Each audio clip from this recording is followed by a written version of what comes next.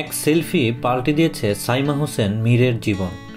কিছুদিন আগে রইস ছবির প্রচারে পুনের একটি কলেজের ক্যাম্পাসে ছাত্রছাত্রীদের সঙ্গে দেখা করেছিলেন শাহরুখ খান। সেখানে শিক্ষার্থীদের সঙ্গে গ্রুপ সেলফি তোলেন। সেই গ্রুপ সেলফিতেই ছিলেন শ্রীনগর থেকে পড়তে আসা সাইমা হোসেন মীর। সেই ছবি পোস্ট করতেই সারা দেশের নজর কেড়ে নেন এই কাশ্মীরি তরুণী। তারপর থেকেই ক্রমাগত বিয়ের প্রস্তাব পাচ্ছেন সাইমা। রাত বিরাতে বেজে উঠছে ফোন। যাদের কাছে ফোন নম্বর নেই তারা ফেসবুকেই বিরক্ত করছেন সাইমাকে। কয়েকদিন আগে সাইমা নিজের আঁকা একটি ছবি ফেসবুকে আপলোড করেন। ছবির ক্যাপশনে লিখেছিলেন, not just a pretty face. তারপরেই এই ছবিতে অন্তত 2000 লাইক এবং 200টি কমেন্ট পোস্ট হয়, যা কোনো সেলিব্রিটি থেকে কম নয়। দেশ বিদেশের নিত্য নতুন খবরাখবর জানতে সাবস্ক্রাইব করে আমাদের সঙ্গেই থাকুন।